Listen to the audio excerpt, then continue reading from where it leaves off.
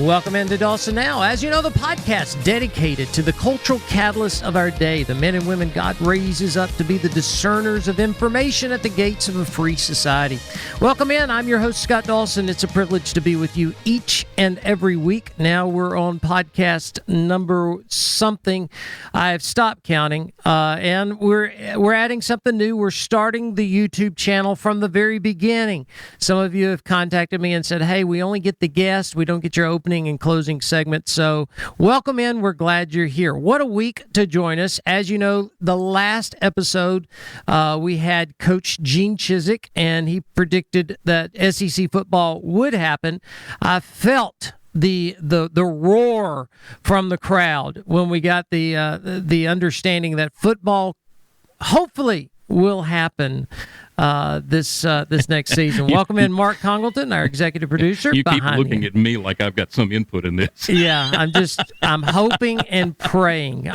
It's just one of those things because I know if we can get college football up and running, that's going to help people gather back in crowds. Yeah. I was in the airport yesterday flying back, and two things I noticed. One, half the restaurants and half the stores are just closed. Right. It looked like I was in another country, which is very sad. The other thing I noticed that was quite alarming was, not that everyone has a mask on. That's, we have to have that right now based on law and just being wise. But no one's looking at you in the eyes anymore. Huh. That's what I noticed. I felt like I was watching a late-night, old-fashioned sci-fi movie where everyone was robots, and I found myself just starting conversations with strangers. Just, hey, look at me, because I'm afraid we're in a paradigm shift, right? And we don't recognize it. Yeah, I think you may be right. That people are now at a position where they're just not engaging. So to me, I go, timing is everything, and I'm so glad you've joined us for today's podcast. We're going to be speaking today. Our guest is a gentleman that has just recently written a book. He's got an evangelist heart. It's about passing the baton to this next generation with the gospel. And I feel like maybe it reminds me of the 1980 U.S. relay team, fastest group of men ever assembled. It was the relay, and I think it was between the second and third segment when they were passing the baton. It slipped through the guy's fingers, and they were disqualified. And here's the point. You can have the greatest assets at your fingertips. We've got great biblical literature. We've got podcasts. We've got lights and smoke and all that kind of stuff. But if you're not paying attention to the details, if you're not focused on passing that baton to this next generation behind us, we're just the ultimate goal is to finish. And I want to finish my race well. Right. And so we're going to be talking about that called the relay. And, I'll just go ahead and throw one more preacher segment in there. As you can tell, I'm starting now to preach live, and I've just got all this stuff built up. You've been cooped up for so long. Oh, my gosh. Sunday was phenomenal. Anyway, there's three types of Christians. There's the remember when Christian. That's the ones that, man, everything was better 20 years ago. Yeah. We're always focused on 20 years ago. The good old days of Barney Fife and Mayberry. They ain't coming back, folks. So it's remember when. The overwhelming majority of today are the remember me. Hey, remember me. It's all about consumer Christianity. And then there's a segment of our church life that remembers why. And that is what we're going to be talking about today, of passing that baton, being intentional, of remembering why we are here. After you get Jesus, ladies and gentlemen, there's nothing else to get the rest of our lives about giving him away, being intentional about propagating the gospel. So we've got a great podcast that we're going to be bringing to you. Hold on. Our guest in just a few moments, the author of the new book, The Relay. We'll be right back. This is Scott Dawson. Welcome back into Dawson Now. I forget we're on the YouTube channel and I have no rhythm, so you just saw an abstract form of trying to dance. I was at least moving my head a little bit. So I remember the old episode of Everybody Loves Raymond, I think, is that's right. Don't let them see you dance. Anyway, all right. So glad to have you in joining us this week for our podcast episode of The Relay. Our guest in the studio, first time since March, someone has braved the elements to come into the studio. So I give you props on that. I know that there's no fear in evangelism, but let me give him a little bit of background, and then we're going to come right into the conversation. He is the equipping and teaching pastor at the Center for Executive Leadership. It's a ministry that's been around Birmingham for so many years that have equipped so many young business leaders and mentored so many in the business community. Their roots run deep in our city. His wife is Jill. He's got 4 children. He's an adjunct professor at the Birmingham Theological Seminary, and he is the author of the new released book, The Relay, and the subtitle is Passing Along Your Faith in the Race to Save Christianity from Extinction. I am a professional. Don't try that at home. Out of 80-plus episodes, that's one of the few faux pas, but just run with it.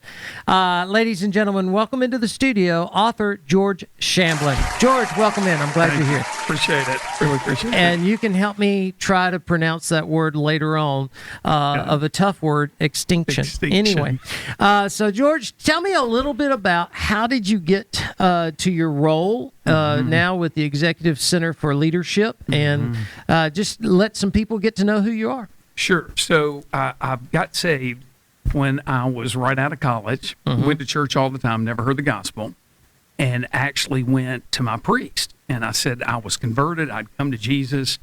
No joke.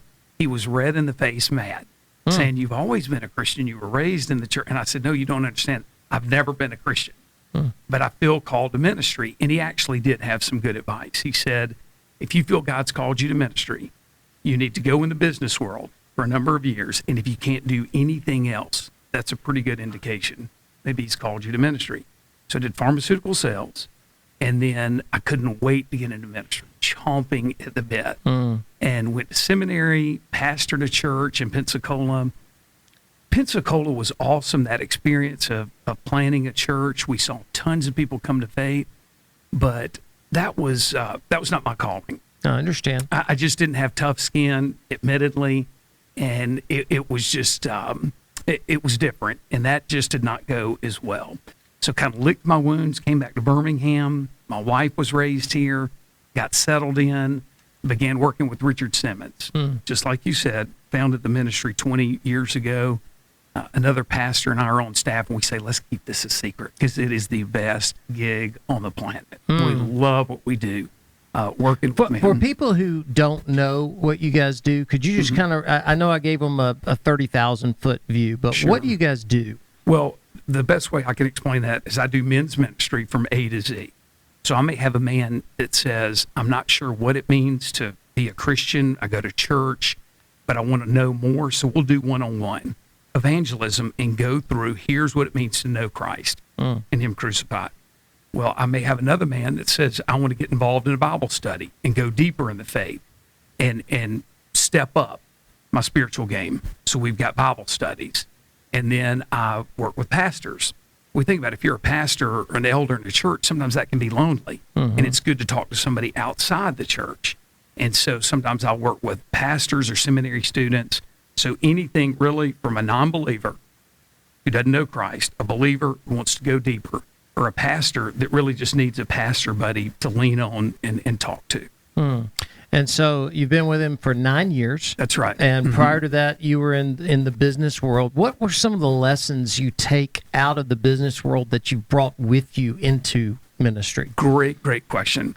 So I think so many of us in the South feel like the best evangelism is to say to a buddy, hey, why don't you come go to church with me? You know exactly what I'm talking about. If you've had a crusade or some people say, hey, let's go hear this speaker. Well, that's great, but nothing can substitute an individual in the business world who's a pharmaceutical sales rep, let's say, talking to another pharmaceutical sales rep from that pulpit and saying, let me share a little bit about who I am and what my faith is. There's no substitute for Absolutely. that. With the relationship, you know somebody.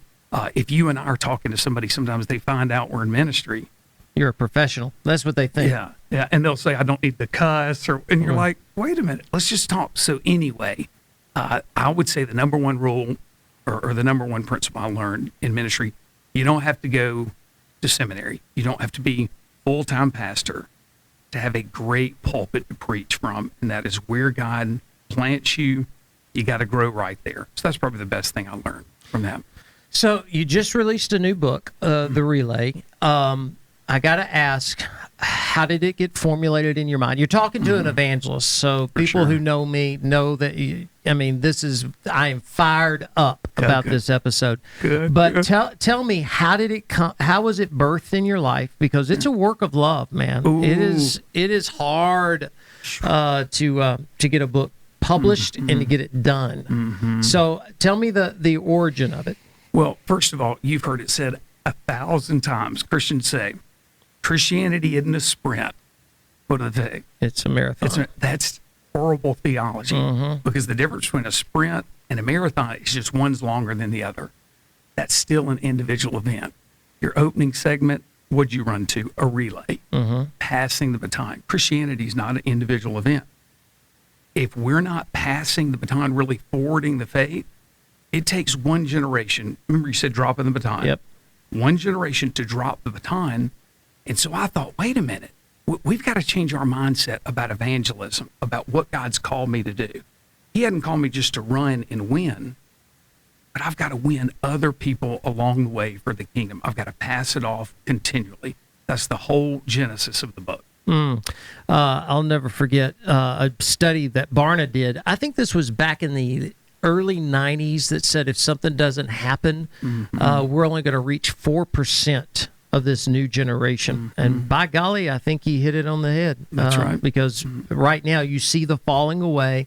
So tell me this, in the book, what are some of the principles you give about this relay race? Well, one thing is I talk about the urgency. Okay, you just said single digits with Barna. If I can just give one example. In England, you remember the Beatles. When John Lennon said the Beatles were more famous than Jesus, people were absolutely outraged. That was scandalous.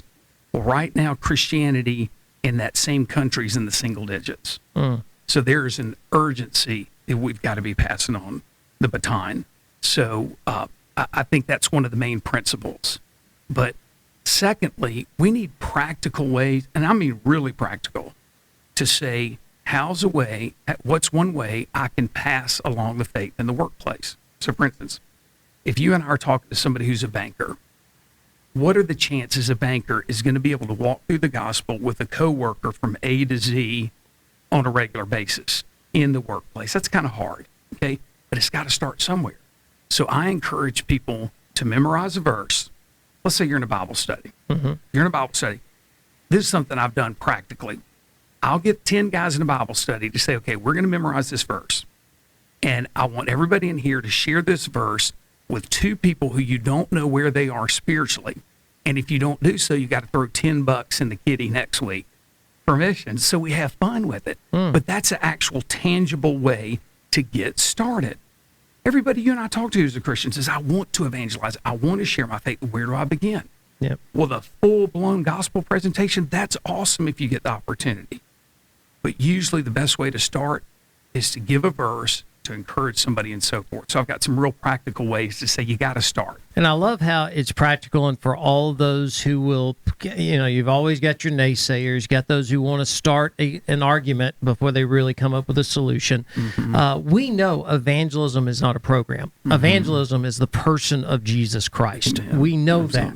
But in order to share Jesus, you have to have a method. And so what you're offering are just practical methods of being able to get to the message of Jesus. That's so exactly right. when you're dealing with these groups and when you're talking about the relay, it has to start at the home first. You have to live what you say you believe.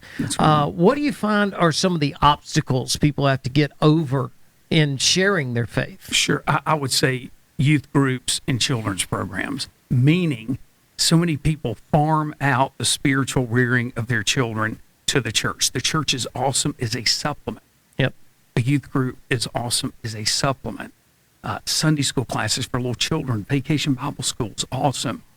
But a portion of scripture I hit on a lot is Deuteronomy 6. Yeah.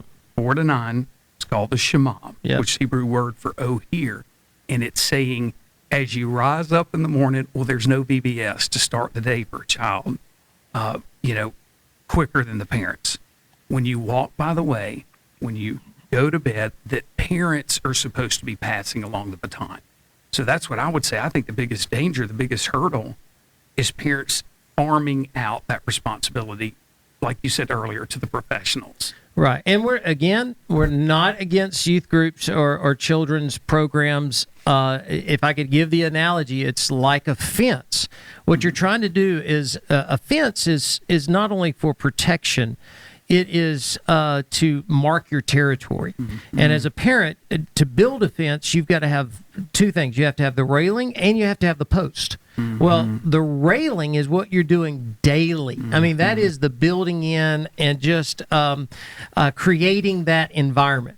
The post is the experience that they can have that almost strengthens that railing of when you go to a church with like-minded people. So it's not that we're against other programs. We're saying don't trust that to be the shepherd for your kids. Allow that to be the post that just kind of reinforces what you're doing on a daily basis. So as a parent is doing this, when you got into the relay, what was the hardest chapter to write for you? Oh, I'm so glad you asked. I am a professional. I'm so glad you asked. Brother, I'm getting chill. You can't make up chill, Mom. No. I mean, seriously, I'm so glad you asked that.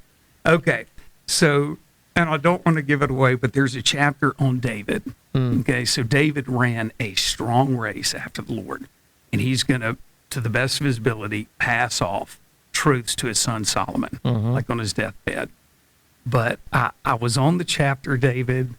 I'm trying not to give too much away. I'll talk about. They're going to buy the book anyway. Okay, that's They're right. going to buy it. You're going to buy the book. I'm going to tell you where to buy it in just a few moments, but go ahead and give them something. Okay, so I'm talking about when my son Miller was a little kid, and he was following in a very unique way in my footsteps, and just how intimidated as a dad I was to think this little fella, when he's older, he's following in my footsteps. Well, unfortunately, I didn't have footsteps from my forefathers. So I kind of had to charter a new course on my own, and it's been hard, seriously. My siblings and I, we've had to charter a whole new course. And so I'm talking about how intimidating that is back here. I go through the whole chapter, and at the very end, I'm standing at the Grove in Ole Miss. My son is 18 years old. And I'm literally seeing, here come these children, but I'm seeing my son making tracks of his own. And so, man, how did that come together? I'm down at Seaside, and my family's at the beach. I'm finishing this chapter on David. I'm beating my head against the wall. It was the hardest one. And there's a little grocery store, and I'm sitting out front. I got my computer saying, Lord, bring it together, bring it together, bring it together. And then all of a sudden, it was like the skies opened up, and hallelujah. I thought, I got it. The Grove, when I'm dropping him off and I'm watching him walk away, tears coming down my eyes. So, man, that was the hardest, but the most rewarding, bar none. Wow. Okay. Well, see, I think that little insight gives those who are listening and watching us an opportunity to go, I want to read that. Yeah. I want to experience those chill bumps like he just had, because you have to live it. And when you're writing on pages, it's I'll never forget Dr. Drummond taught me many years ago. He says, when you speak for a moment. When you write for a lifetime. So these words will be used for decades to come. And so I appreciate that. The other thing I would say is I love how you've created that environment. My wife and I, we've been invited to do a conflict resolution for parents and teenagers. And we were just discussing it, and Tara went, I think the best way to avoid conflict is to set up an environment just that does not promote conflict, that it just automatically becomes the parent-child relationship where you're creating that possibility for spiritual growth in their life. So I love what you're doing. All right, so I've asked you about the toughest question. Let me ask you this. What was your favorite, outside of that experience with your son, what was your favorite part of the book? What's your favorite takeaway from the book? My favorite takeaway, how about a story that's not in the book but fits? Yeah. And this would be my favorite takeaway because it's real fresh. This is super fresh.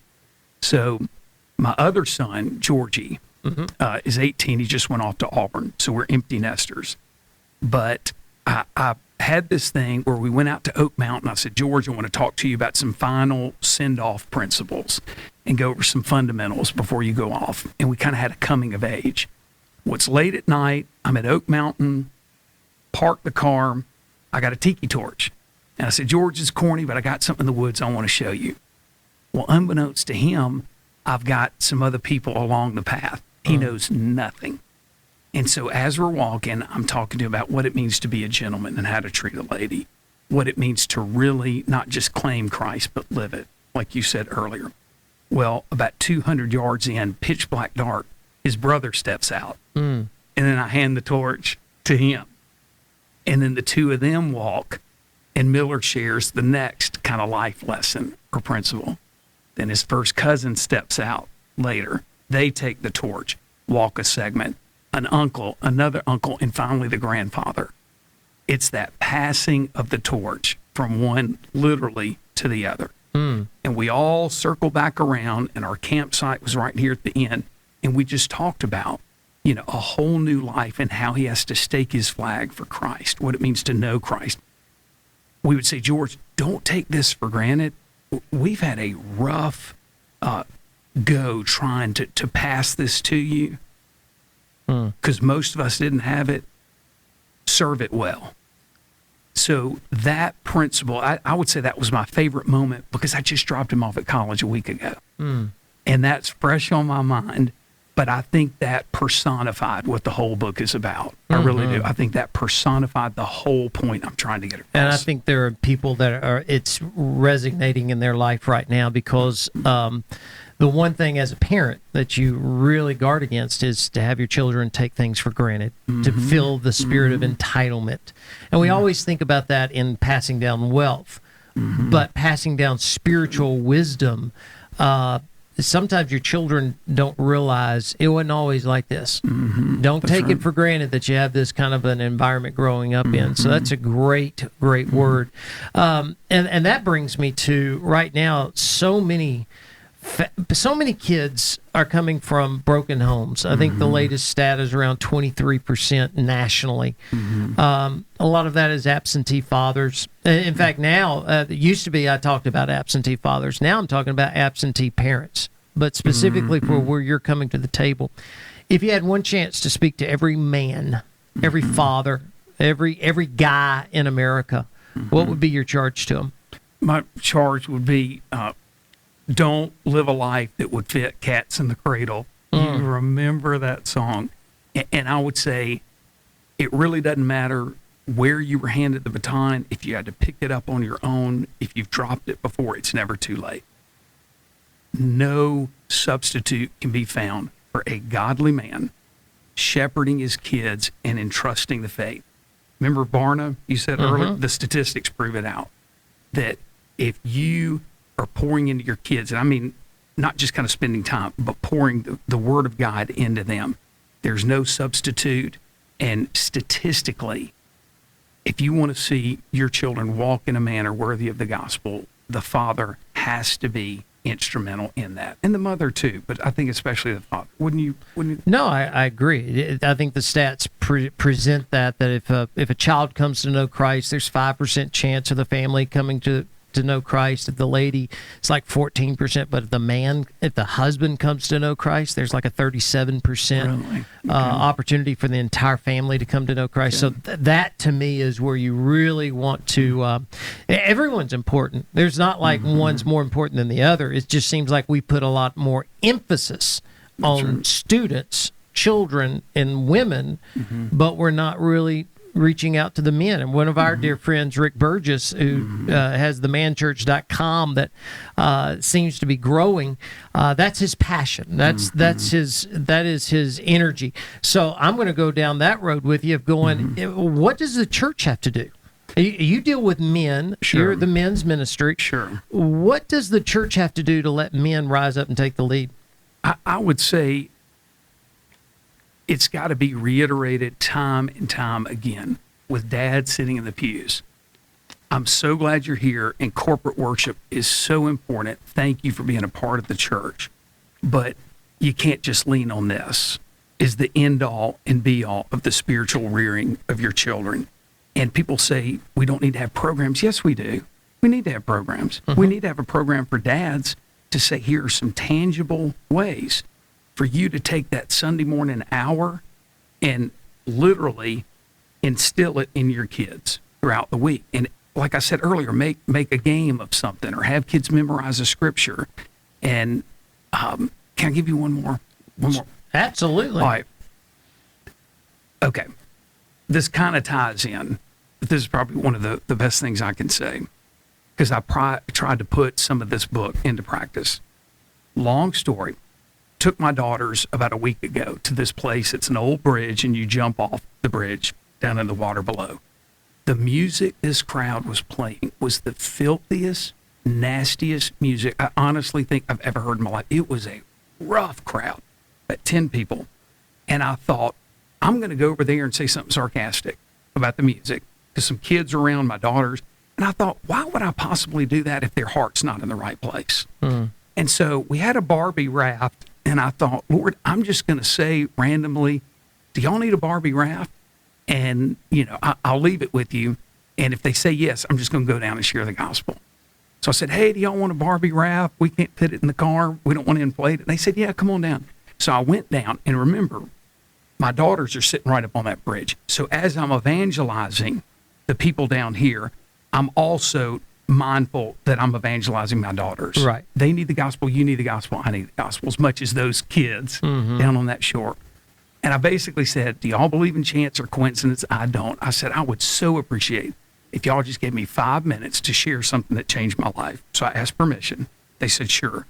And I was nervous. Because it was I understand. rough crowd in the middle of nowhere. But anyway, I just went through and talked about Jesus offered me a better way, quoted some scripture. But towards the end, I said, y'all may not remember much about some random guy with a Barbie raft. I said, but if there's one thing I'd encourage you to do, just start reading through the book of John and say, God, if there's a better way for me, would you reveal it in the book of John? I said, I would just encourage y'all to do that.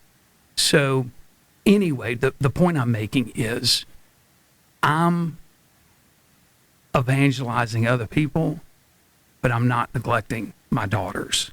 And I think sometimes men are so sitting in the pews and listening, but we've got to be actively doing things, tangibly doing things to instill the faith in our kids. That make sense? No, absolutely.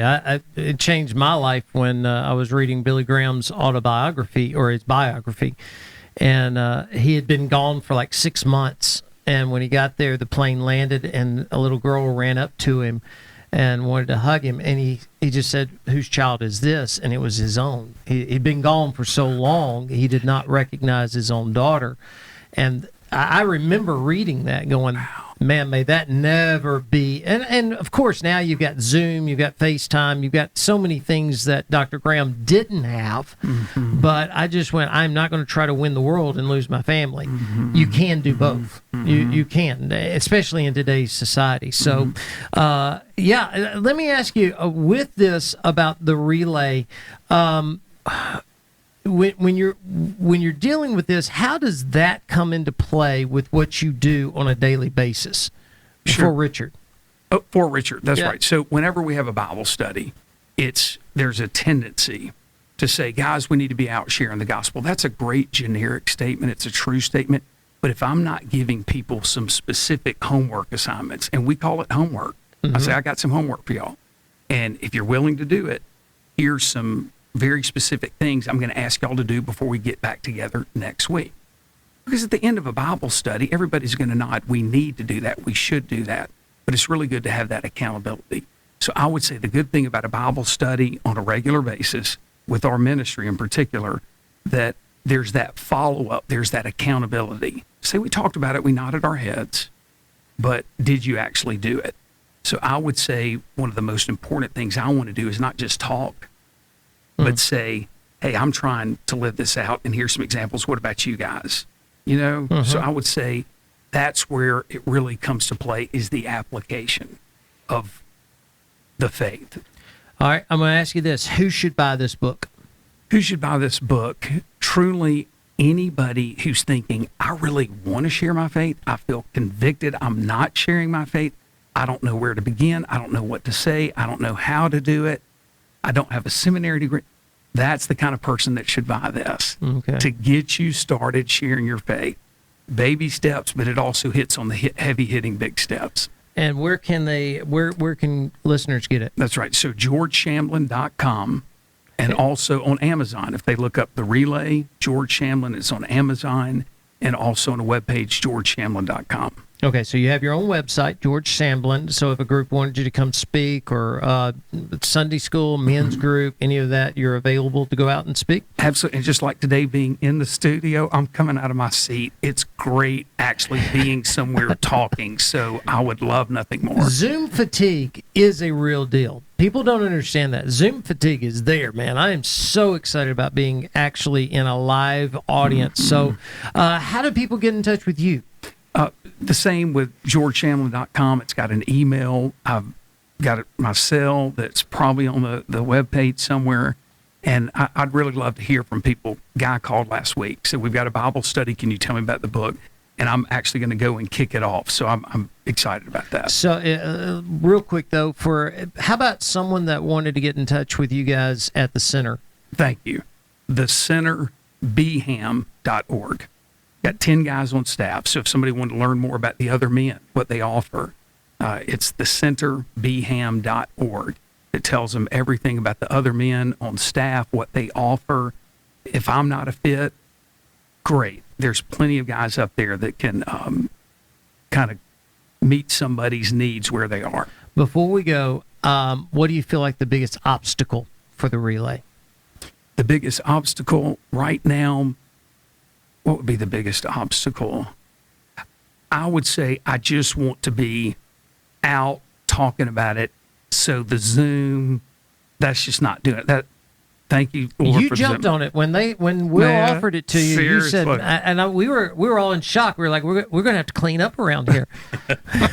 It was a frat house for 6 months. Good job, Harrison. I mean, man, Harrison came in and just made it look good. But yeah, I do agree. It's time to get out there and start it. So again, if football can happen, maybe we can start getting some crowds together again. So, man, I just appreciate you. Appreciate your the work you do and the book. I appreciate your time on the podcast today. Thank you. Appreciate it. Ladies and gentlemen, we'll be right back. It's George Shamblin, The Relay. Get it at Amazon.com or go to georgeshamblin.com.